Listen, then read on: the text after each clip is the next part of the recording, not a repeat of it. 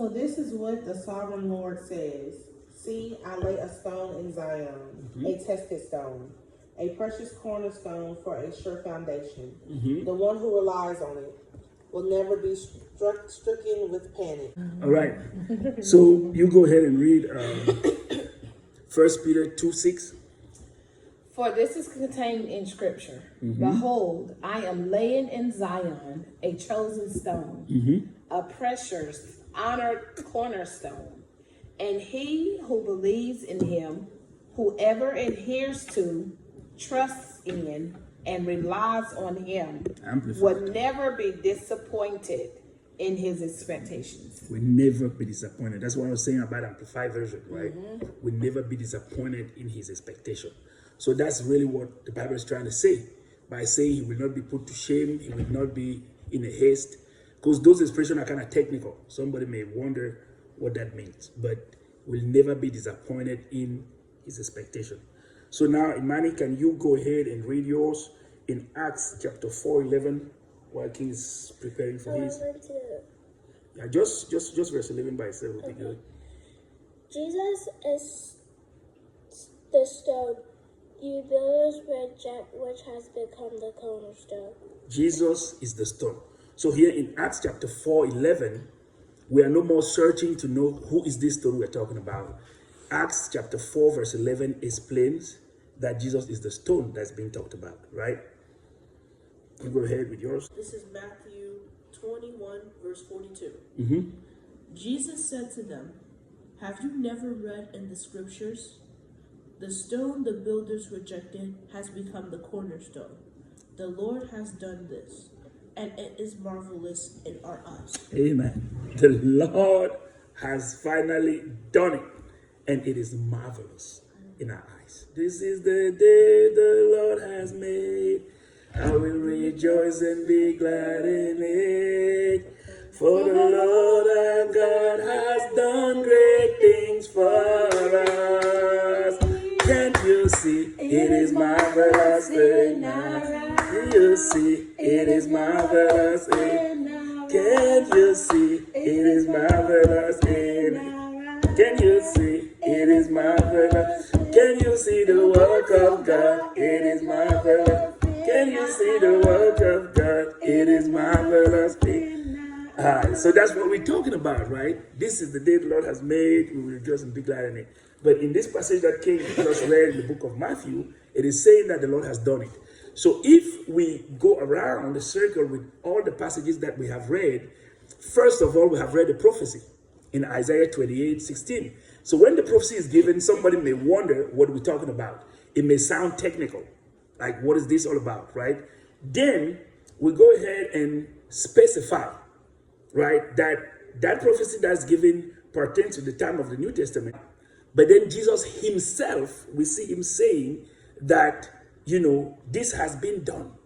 And his apostles in the Act of Apostle, as Imani read, confirmed that Jesus was actually the stone. So there is no more doubt what we're talking about. Now, I like your version as it specifies that what God is saying is that the person who put their trust in him will not be disappointed in their expectation. Now, we said last week that when we are saying the rejected stone, the people who reject him are our society. And we also spoke to the fact that the reason why society rejects him is because they look at him like, that's not it. We cannot build on this foundation. Now, either they don't know how to build on that foundation, like how do we even build on this foundation? Right? What are you guys talking about? That's one of the problem that people can have. What does Jesus have to do with me? But this is my vision. I'm living here. I'm trying to get to a point where I'm going to build my own company. I want to become an entrepreneur. I want to have my own company, and I want to go ahead and do it. And you are telling me Jesus is the foundation. He's the foundation. How? What does he have to do with me, for example, putting up a company of my own? So I'm going to throw that question out there to you guys. Let's take that example. Or I will have you guys give me another example to something where somebody can think, what does Jesus have to do with it? When you guys are saying the foundation, how is he the foundation of this thing? What are you guys talking about? How is he the cornerstone? Given that we have already defined what is a cornerstone, we have said is the most important part of any foundation. It is the stone that if it's missing on the foundation, the building is going to crumble. It will not hold for long. That building may last. You may build it. It may last a couple of, week, whatever, but it will not last as it was supposed to last. It will crumble if it does not have the cornerstone. If the cornerstone was not considered, right? Very often we said last week, people who want to build, in the past it was an actual stone, but today it can be a symbolic stake. It can be anything, and people do it for some buildings. Like let's say they say now we are in Statesville, and they say we're going to build the government building. It's going to be one of the major government buildings in Statesville. They will go at that place where they want to build it, and they will lay a cornerstone. That day will be a celebration. It will be a ceremony. It will be something they will organize to be able to say this is the laying of the stone. So, to you guys, what is a thing that you think somebody may be doing and don't see how Jesus can be the foundation, the cornerstone of that thing? Because that's the problem that people have. They might not know when you say Jesus is the foundation, he's the cornerstone. How is he the cornerstone for my stuff? I think it's a religious something. He's probably for cornerstone for somebody who wants to become a pastor. Yeah, definitely, you'll be preaching Jesus. But how is it the cornerstone for me? I'm not in the religious and stuff like that. What are the things you guys can think about that somebody can be doing and think, well, Jesus may not be the cornerstone of this one. I don't see how. I think one, and it's the most top one, and that's faith.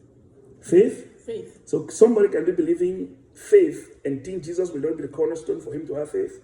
So I remember the other Sunday when we were talking about like how somebody believes in gree or juju and stuff like that, and they think that they're believing in that thing while they're actually believing in Jesus, even though they're not Christians, but they're doing what a Christian would do without realizing it.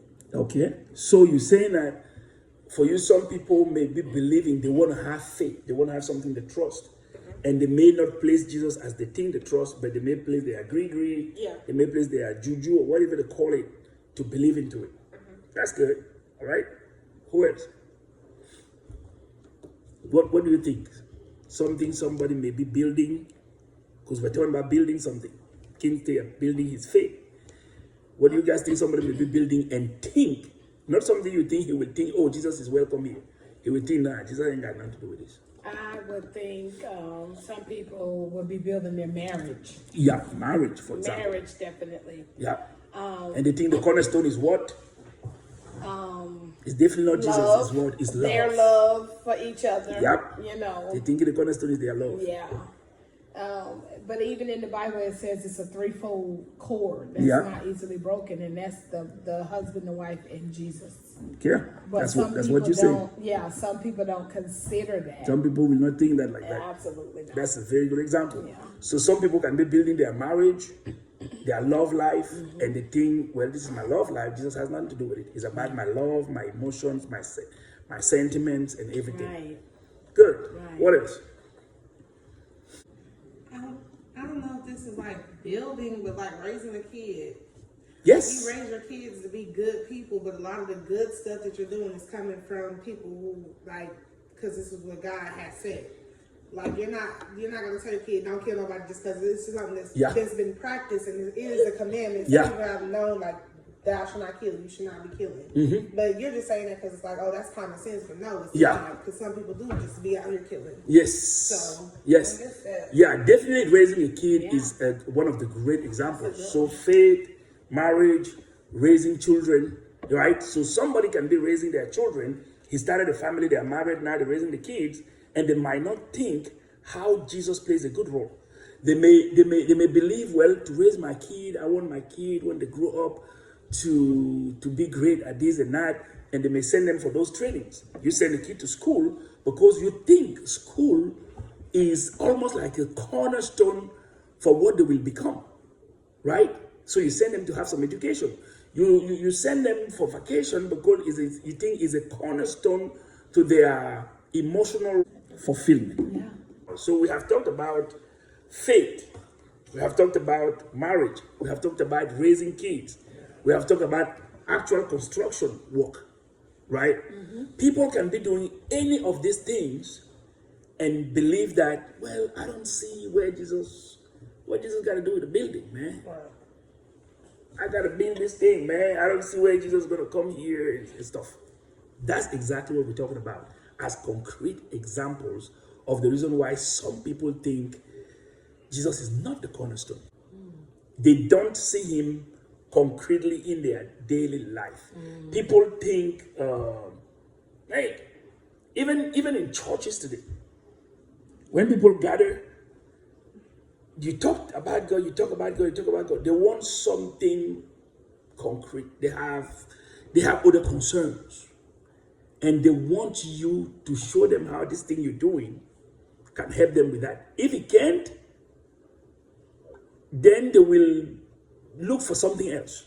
Like, how can Jesus help me with building this house? Like Yes. somebody said. Yeah. How can he help me building this house? People have some actual real problems. They want some actual real solutions. Yeah. And they are not about to just sit there and wait for you to tell them that Jesus is going to do it, and they're not seeing how Jesus is doing. That's the problem people have. Now, And like with your health. yeah, with your health, That's a with big your one. health, Yeah. with your health. Yeah. People think, for example, that the cornerstone, when it comes to your health, is me exercising, Yeah. right? Because I want us to relate the word cornerstone to the real practical sense of that word in the society. Because that's the problem that people have with the Bible and the way we teach the Bible and everything. They don't understand what we're talking about. When you say Jesus is a cornerstone, what do you mean? Yes, we said he is the main piece of the foundation without which the whole building that's going to be built upon its foundation is going to end up crumbling. We say that. But what does that really mean in practice? Now we are saying that the foundation we are talking about is the foundation of your health, the foundation of your marriage, the foundation of this education you think you are giving to your kid.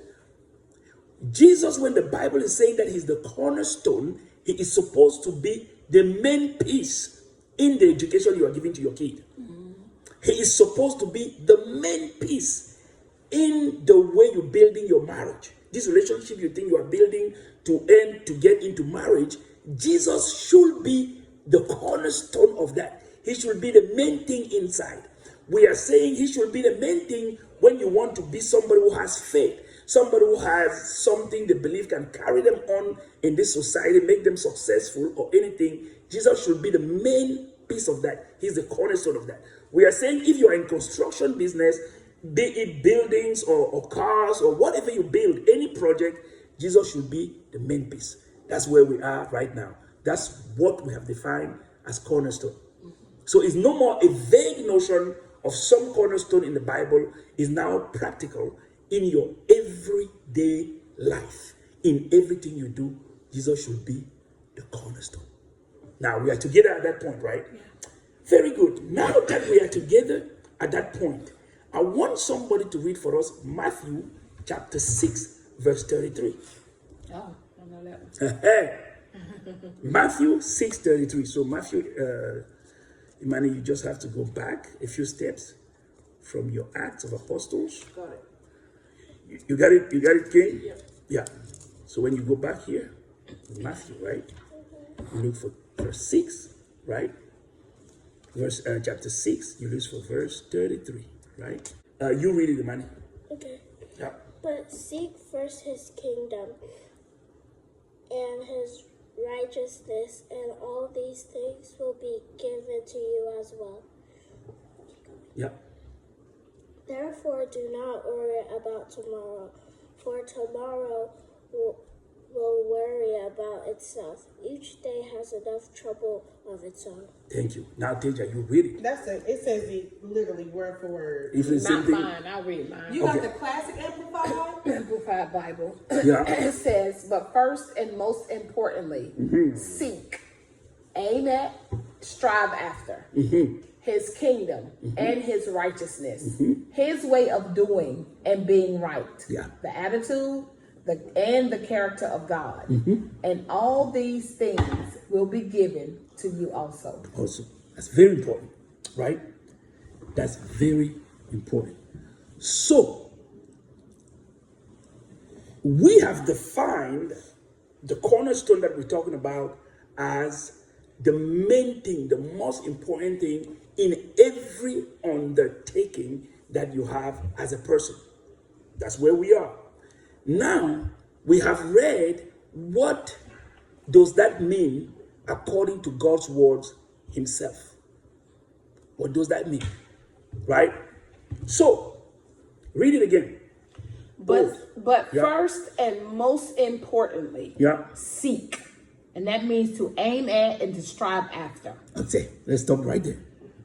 So, what the Bible is telling us by asking us to make Christ the cornerstone, by saying that he is the cornerstone, the Bible is saying that if you want to do construction, any construction, you're building an application, apps, you're building an actual building, building a car, airplane, whatever, seek and Aim at and strive after. seek and aim at and strive after making Jesus the center of that thing. First. You got to find out First and most first, important. and most importantly, how Jesus got to be put first in that project.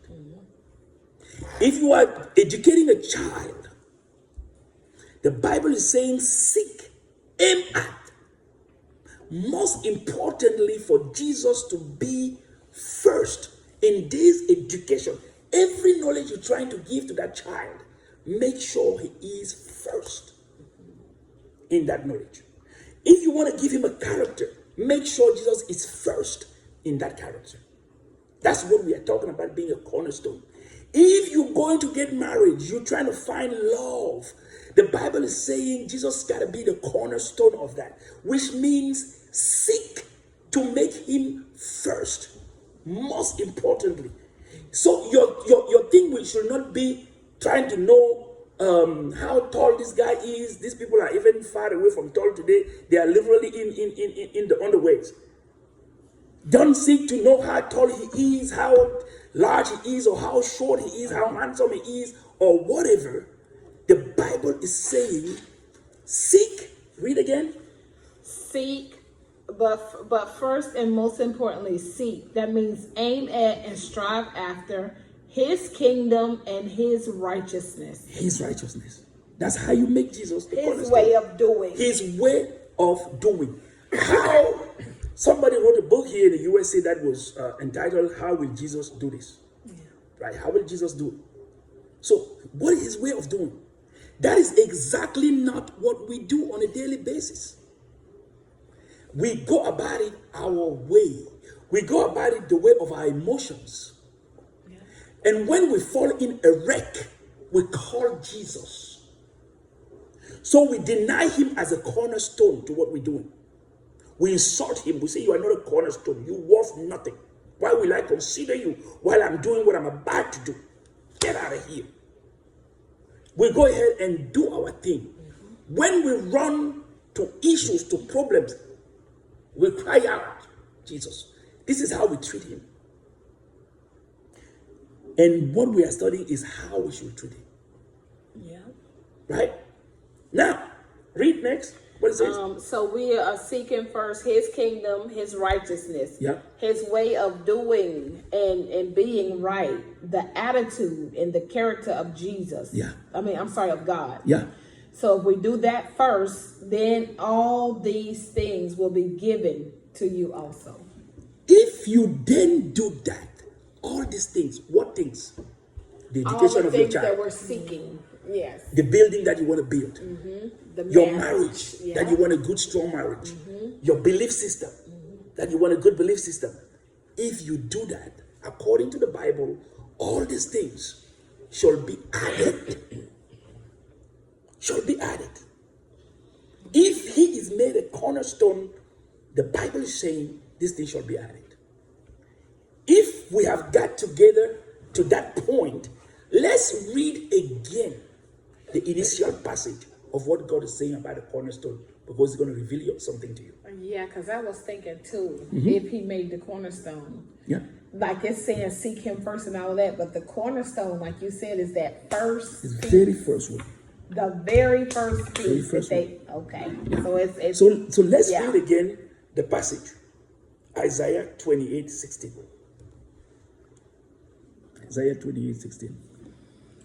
Now that we understand, we have gone to understand. Let's read it again. Therefore, the Lord God says this: listen carefully. I am laying in Zion a stone, a tested stone, a precious cornerstone for the secure foundation firmly placed. He who believes, who trusts in him, relies on, and adheres to that stone will not be disturbed or give away in sudden panic. That's different. Disturbed or what? Or give away in sudden panic. You can now reread that passage and see it differently and understand better what God is actually saying. He says, listen carefully. Listen carefully. I am laying in Zion a stone, a tested stone. What is something that is tested? Something that's done been through the fire and came out. Or yeah. Yeah. Or something that's new. Something that they're trying to figure out, like, let's test it to make sure it works. If it doesn't Yeah, but this one is already tested. So Not something it's that's done- going to be tested. Right. So, Something that somebody telling you, I'm giving you, you have something there, Yeah. but I'm giving you one that is already tested. So it can't be new if it's already Well, there's tested. something that didn't. It can be pass the new. test. It can be new, Okay. but it's tested. Well, yeah. I mean, Yeah. yeah. I see what you say. It cannot be new. Yeah. Because It definitely could be new. It can be new. Right. In the logic, for example, of app development, That's all. That's is exactly it? That's why I know what she Yeah, was I was talking on about. app development. Guess what I was thinking about? Yeah. A car. Yeah, exactly. right. Yeah. Yeah. So it can be new as an app, as a car.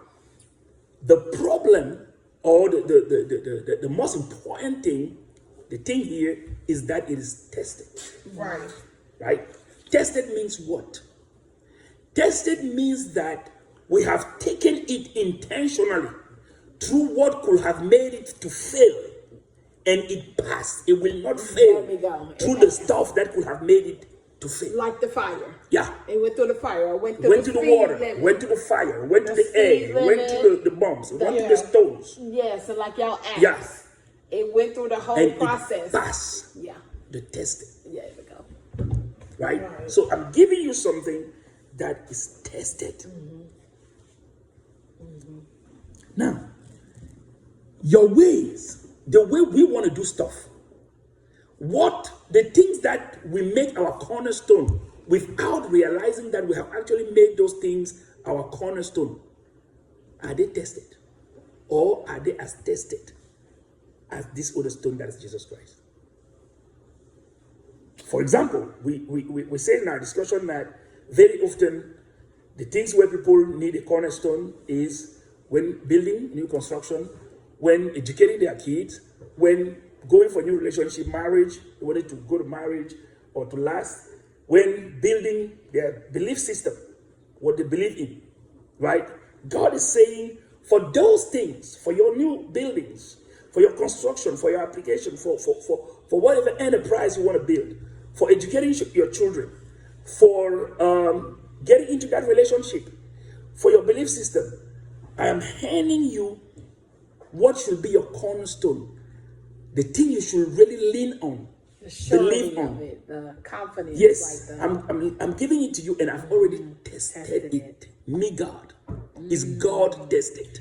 Now that's the most important part Yes, because you asked had it been tested before. yes. And if it has been tested, how tested? who? Who tested? Right, because sometimes we could say, well, oh, this is an example of marriage, this Yeah. couple here. Yeah, exactly. They could say it's been tested. Yes, so somebody can answer, for example, we take the marriage case.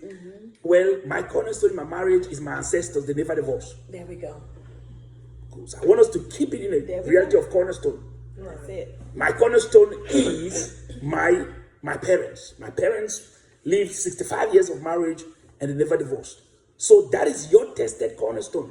Their marriage went through test and they didn't divorce. So you're basing yourself on the marriage of your parents, and you're believing if you use that as a cornerstone, as an example of the thing you lean on, you will succeed in your own marriage. Right.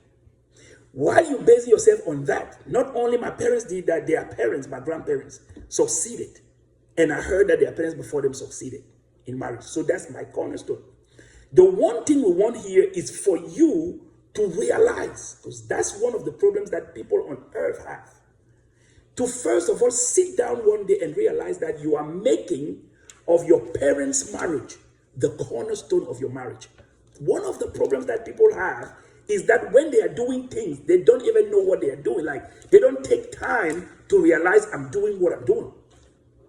So this person have never sat down and wondered, as I'm going in this relationship, I've heard people talking about marriage, how challenging it is, how good it is, or how bad, or how whatever, right? What is going to be me in my marriage, my cornerstone? The first thing is they never actually considered that. They are in the hoopla, they are in the rejoicing. Oh, my bad, I'm feeling he is handsome. They are worried about how long the guy is, how beautiful the girl is. They are worried about all this stuff, but they have never sat down and asked themselves a question: what will be the cornerstone of my marriage? They are educating their children. They are projecting in the future that I want my children to be the best out here. I want my children to be well behaved out here. I want them to have the best education. I want them to be successful in life. I want them to be respectful to their elders, to be respectful to everybody in the society. I want them not to be able to be influenced, badly influenced by other people. I want that. But they have never asked themselves the question, what is the cornerstone upon which I'm building these children? They have never asked themselves that question. You guys see, that's one of the problems. So if they have never asked themselves that question, how will they even realize they do have a cornerstone and it's the bad one? Right. Because they have never even asked themselves that question. Fine.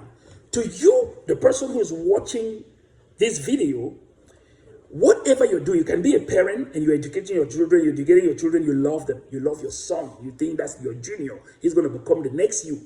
You have the best intentions for him. You're building a company right now, you're building an enterprise, and you have the best vision, the best intention for it right now. You're doing whatsoever you're doing. You're building a faith system, whatever you're doing. Do you realize you have a cornerstone? The first question you have to ask to yourself is, what is my cornerstone? What is the most important thing in what I'm doing that everything else is inspired from? Everything I do go from this thing right here. What is that thing? What is your cornerstone? What is your model? What is your inspiration? Where is it coming from? Now, we are saying here that for a marriage, for example, people don't realize it, but some people, they are thinking that their marriage is going to be successful because the marriage of their parents was successful. So by thinking that way, these people don't realize they are saying that their cornerstone for that marriage is the marriage of their parents.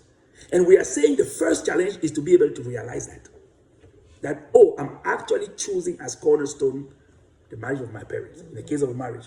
I'm actually choosing for a cornerstone in the education of my kids the way I was educated. Oh, my parents gave us good education, so I know for sure I'm going to succeed in the education of my children.